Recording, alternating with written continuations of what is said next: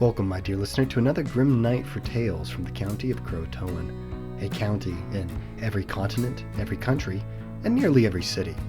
Croatoan County can be a collection of alleyways the sun never touches, a pre-war crypt, sinking each day into the swampy recesses of the bayou, a financial tycoon, trapped by the greed he'll never give up. You see, every night and most days, something is happening in Croatoan County, and chances are, you've been near it. You step into Croatoan County every time you feel strange, transformed, or transfixed. When moments of weird sail round bizarre bends, captained by purveyors of the strange and metaphysical, that is when you cross the Croatoan County line. When the divine of our stars are so clouded by the smog of intention, the invention of self-sustained destruction, we are so far removed from the consequences of true, evil, paganistic ritual, where your assault is seen as fated, your possessions seen as conquest, your peaceful existence seen as a weakness to be advantaged. At times, the cults display themselves as a ready and willing mate. Well, in a city near you, it did, until a woman by the name of Genevieve walked into the hometown bar, Colt 45 in one hand, Silver Cross in the other. The bouncer, preoccupied with nuzzling a young man on his arm, noticed the glint of steel and silver from Genevieve's hands, causing his eyes to meet her disregarding determination. He stood immediately, pushing his side piece aside for his 9mm piece, only to meet a piece of the action straight through his skull, splattering the indoctrinated servicer next to him. The boy let out a frightened howl, swinging his arms backwards in a wide windmill motion, searching for anything to save him from inevitably cracking against the concrete basement floor. The booming snap of Genevieve's 45 snapped the attention of the 30-something people in the bar, in particular, the standing response of 4 skin-headed men's attention, all sitting at the bar with their prospective lovers. Some of them young men, some young women, all tattooed on their necks with the insignia of a knotted tree, more purposed to be a brand of ownership than a sigil of tradition. Genevieve steadied her revolver with her right hand. "Which one of you killed my baby sister?" Among the younger patrons, there were looks of confusion. Among the eldest, a more mixed series of expressions bloomed under the indignant accusation. A couple grinned, a couple faces turned sour, some didn't respond in the slightest, their masks requiring far more stimulation than the current scenario to evoke an emotional response. Some hands reached slowly, some quickly. 3 of the 4 skinheads pulled out their firearms, the closest one a U.S. Marine K-bar knife. With the speed of a seasoned gunslinger and the coldness of an executioner on hanging day, Genevieve halved the chests of the first 2 armed gunmen before diving sideways to avoid the shots of the third 9mm, ricocheting hot copper shrapnel across the floor, splintering holes through wooden tables and chairs, each reciprocal shot searching yet never nicking their intended target. The man squeezed the trigger till there were no bullets left in his 9-round magazine. The burly man with the knife flew to action after his mate stopped firing. So, he took 4 steps before stopping, before the shock of defeating tinnitus and the shock of an invisible metal cut his cheekbone, splitting his ear open. The waspy sting instinctively caused him to duck and turn, only to find his 9mm friend with an exploded eye cavity, flesh and blood bits sticking to the inconsolable faces of the young whores next to him.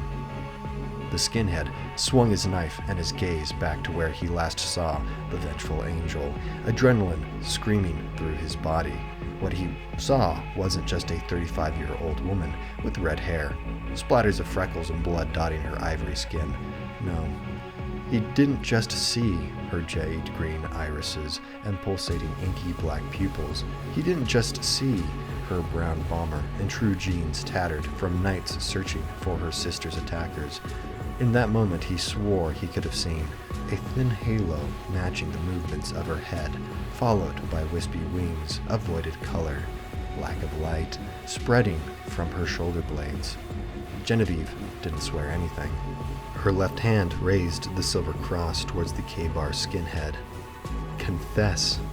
Confess who murdered my sister." The confrontation of a concern foreign to the beliefs of a criminal so sold to the old ways that his soul was incapable of temporal salvation caused the man's face to stretch a disturbing grin, like the misfiring of an adolescent flight or fight receptor, like throwing an egg at the hull of a battleship to seek the comfort of exerting emotional control over the accusations of her reality upon him. He slithered out. "What makes you think it was just one of us that killed her?" Silence echoed across the bar. Eyes darted, seats shifted. Those who frowned did so further. Those who grinned laughed. Genevieve's left eye twitched. "So, you will all die then." The younger members, slinking retreats, signaled refutations of the skinhead's inflammatory remark, while the older pagan members stood to approach her. A challenge had been issued, and the psychological distinguishment between bystander and combatant formed.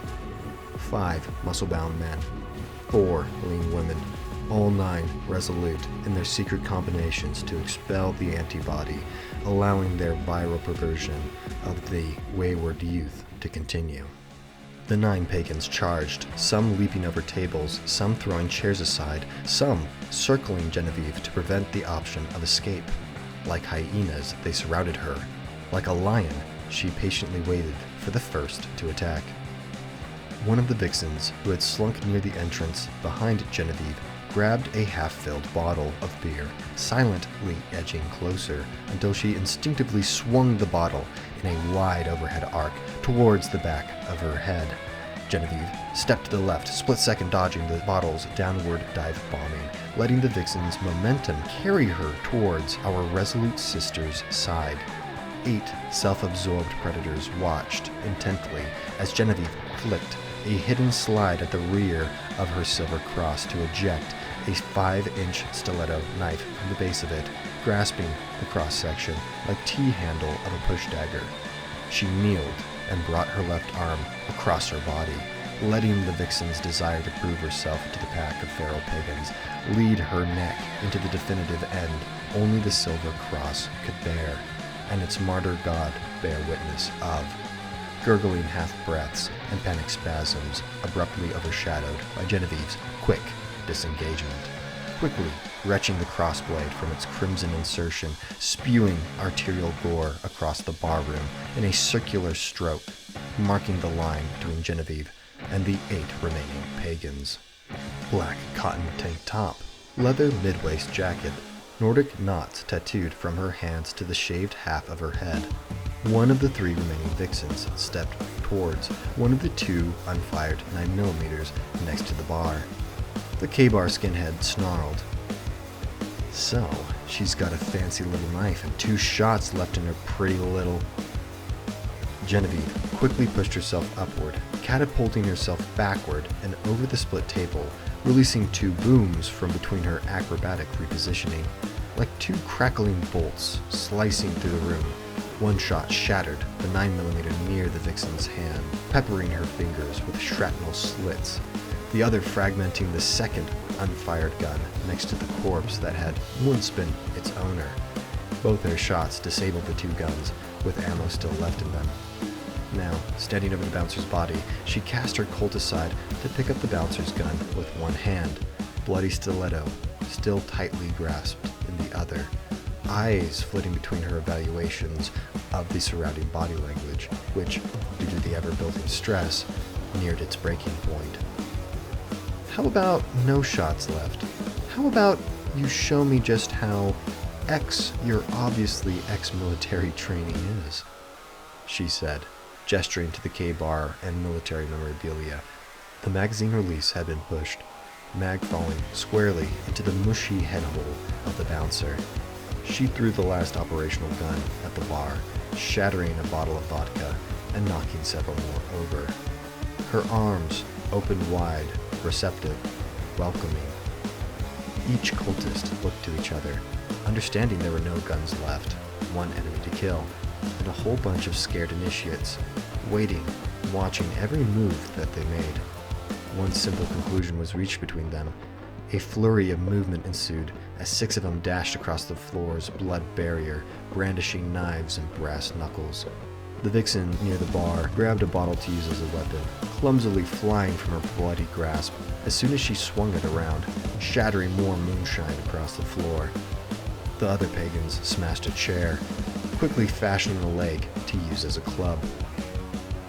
Genevieve bolted to the left, plunging her cross into the chest of the closest cultist, using the Walking Dead man's center mass to swing her foot across, cracking the jaw of the second cultist. As soon as she regained her footing and the second cultist crashed backwards, 3 pagans descended upon her. One slashed at her with a railroad tie shiv, only to find she still had hold of his friend, and his friend would feel the brunt of what was intended for her. The hostage man's scream provided just enough auditory confusion for Genevieve to push his body into the assailants, disengaging, then jabbing the stiletto from above his shoulder, his commandeered body like a shielded Greek hoplite. One stab to the opposing assailant's neck, a second through the eye, a third just under the sternum, spilling thoracic cavity juices onto the floor, adding to the accumulation of blood and bile. She kicked her flesh shield into the 3 dying assaulters to face the final 4 cultists, half of them now wearing open unsurety of victory, the closest 2 lost in wrath. The burliest and tallest of them charged with unnatural speed, roaring defiantly straight into Genevieve, knocking her backwards onto the floor. Cross still in hand, she tried to dodge or deflect the brass-knuckled swings raining down upon her, getting in as many stabs upward at any exposed flesh she could find. Her cuts to his vital organs failed to slow his assault. Finally, his fist directly connected with her chest, cracking bone, piercing lung. Lights flashed across her vision. Torturous pain overloaded her nervous system. Through the enlightenment of her suffering, Genevieve saw the true reality of what towered over her. Once concealed, now fading, the human filter pulsed out to the beat of her pounding chest, a vile beast pinning her from above. A ram's head with shaved horns, rotting green eyes molding from their sockets, with a wrapped package stuffed in its mouth, viewable from the jaw half ripped open, all sewn onto a meticulously altered stag body. Like a hide stretched over steel cable, formed into the shape of a man, and what should have been arms were carved wooden elm limbs, flexible in movements like normal arms, yet gnarlily twisted like strands of rope entering the shoulders, reminiscent of exposed roots to its earth. It had oxen hinds for legs. They were matted, with scabs patches of fur missing. Its rage was insatiable, its purpose a singular sinister fanaticism, not a shred of decency, not an inkling of anything other than what it was meant to be. A solution for those who would uproot their order, who would seek to resist their corruption. From the moment of concussion-induced clarity, she knew she had to end it quick. At the Goliath's next swing, she twisted her body out of the kill shot, tossed her blade to her other hand, matching its exposed side, and plunging the blade through its submenum, skewering the leather package into its bloated gray tongue, spewing vile-smelling pus. Further and yet further the cross plunged, deeper into the roof of its mouth. Screaming in agonizing pain, it brought its hands up to rip at the soft flesh beneath its jaw, while scrambling to retreat. Genevieve retracted the blade to avoid the monster's grasp, then, with both arms, plunged the cross into its heart, expediting its death from what could have been eons of homunculi existence to mere seconds till inevitable release. Sliding herself away from his kneeling now backward slumped frame, a chair leg whipped towards her. Genevieve dodged, letting the chair leg dent the floor where her head had just been. Slinging her blade like a fastball, Genevieve hurled her cross into the wooden club wielder's leg, forcing him to literally kneel before the symbol of his creator, face contorted in screaming agony, yet oddly reminiscent of Saturn devouring his son. Genevieve popped to a hunched position, launching herself forward, relieving her artist's brush from the man's leg, masterfully flaring it upwards to paint his neck with a deep, bold, contrasting carmine line. The skinhead with a K-bar still stood there, the insider, now waiting for his last cult member to take his side and fight with him. Yet, when he turned to look for her, the clumsy vixen, who couldn't hold a weapon if not for the slippery blood coating her hand, ran out the rear entrance, followed by several initiates who, woken by her example, chose to run over cowering in shocked fear. When he turned to look back at her, Genevieve stood, face to face, imposing the unblinking glare of judgment piercing his gaze, not with a knife, but with her emerald eyes, unblinkingly reflecting every sinful action he made under the direction of his pride, his lust, his envy, his wrath, his greed, his gluttony, his slothful ambition, not to control his actions, but for his actions to control him, to direct his path to the judgment of Genevieve's conduit, to divine scrutiny. As though commanded, the skinhead dropped his knife and kneeled before her. Blurting in rapid confession, he pleaded, "I had nothing to do with your sister's death. If you're speaking of the girl killed in the alley a week back, the person who, the demon who, yes, the demon, she's not here. She leads this branch from another city. She brought us fresh recruits, brought your sister, and when she wanted to leave, she made an example. She told him, and he," pointing to the slumped homunculi, the skinhead broke down. Tears welled in his eyes. Frustration burst from his frothing mouth. A follower of sin, forced to endure the shame of his admission. He gestured to the stitched demon whose murky fluids continued to pour from their wounds. Human filter still confusing the perceptions of those onlookers in the room. Genevieve, realizing this, walked to the beast, now apparent through her painful realization, tore the soaked spell from its mouth. The hideous amalgamation of witchcraft now revealed to the remaining bar cultists. Shocked gasps, turned heads, unbelieving stares. The kneeling confessor's tears streaming down his face, shouted, "What is that?" Unblinkingly, back turned, Genevieve ignored his question and responded, "You allowed it to happen. And yet, you continued to come here?" His face fell, his head shaking, form sapped of all will. "You beg for mercy after sending your brothers, your sisters, to their denigration and death?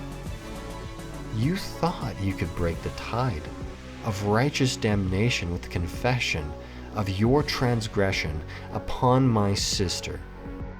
The man looked back up, sorrow still flowing, hands grasped so tightly his nails dug into his ringing hands, causing his own blood to saturate the folds of his knuckles, down the crevices between his fingers. I don't deserve it, I don't, but I'll change. I'll lead you to her."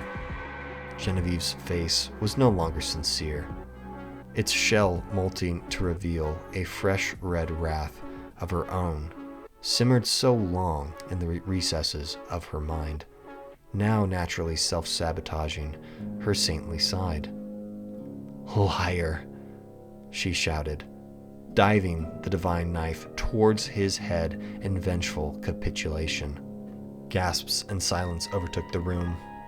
Still, 14 initiates hugged the wall in definitive defiance of all their preconceptions, and the miraculous present made permanent memorandum.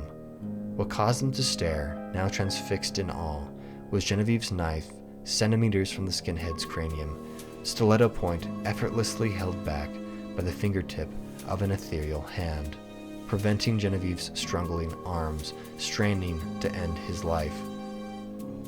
The hand was an absence of light, an absence of space, inspiring a physical reverence of timeless observance. The hand's form continued above to a tall, feminine, winged figure, of no detail other than its outline, other arm wrapped around Genevieve's shoulder. No one could make out what was uttered, mostly because no words were heard. A low, melodic, hushed language foreign to all but her slackened Genevieve, surrendered her grief. The knife lowered slowly. Genevieve's hands lowered, the wrath in her eyes fading, as the void hands faded, returning the room to the reality of splintered furniture, pooling blood, soulless carcasses, and stunned witnesses. She turned away from the skinhead, curled and sobbing, to address the onlookers. You have been saved today from an evil life. Stain your souls no longer. Do no more evil. You know what is right. You know what is wrong. Choose wisely. The 14 stood there, still in awe of what they had seen, what Genevieve did not seem to acknowledge. To her, it was fact. To them, it was once fiction. One of the initiates, in a metal band t-shirt, military cargo pants, and black boots, spoke up. You're going to let us go? Genevieve shrugged, walking to the bar. She soaked a rag in a vodka bottle and splashed it across the countertop, smashing more bottles as she walked. A boy, maybe 17, walked forward. The other 13 all approached, following him with some doubt, others with a nervous conviction. Genevieve sighed. If you really want to help, start by taking these bottles and douse the tables. Make sure you get the chairs and the walls too. Police reports of the area state that an inferno burned the bar to the ground, somehow sparing the nearby residences and businesses of damage, while incinerating every object within the building. There is no mention of noise, complaint, or smell during the night, no evidence of motive, no security footage to suggest how the fire started, or anyone entering the building to start it. Just a spontaneous erasure of the bar's existence, discovered in the morning by a homeless man who noticed a lack of windows and blackened rubble within the building. Now, my dear listener, what are we to make of this? A sensational accounting? Well, of course it is. But is it true? Is it true that there are cultists preying upon your desire for acceptance in a world bereft of institutional meaning? Is it true that those who would lead you do so for their own power, for their own gain, and will leave you the moment you spoil it for them? Is it true that in bars across America, the drunk are being urged to perform in regretful ways that they would never do sober? Well, guess what? Nearly anything can be true in Croatoan County for those who are cursed to see, those who perceive demons, angels, monsters, and strange, weird happenings. Occasionally, you may see a tail appear from beneath the trench coat of a pale, sweating man. You could have sworn a claw tapping against your bedroom window at 2 a.m. A tree with glistening eyes staring at you out of the corner of your vision, only for them to shut as you snap your gaze towards it. Are they figments of the mind? Or are your fears unspoken truths? Are there battles between unknown parties to enforce unknowable codes upon innocent bystanders unfortunate enough to be in their purview? And if you haven't, well, chances are you've been near it, or near passed through it. When moments of weird sail round bizarre bends captained by purveyors of the strange and metaphysical, that is when you cross the Croatoan County line.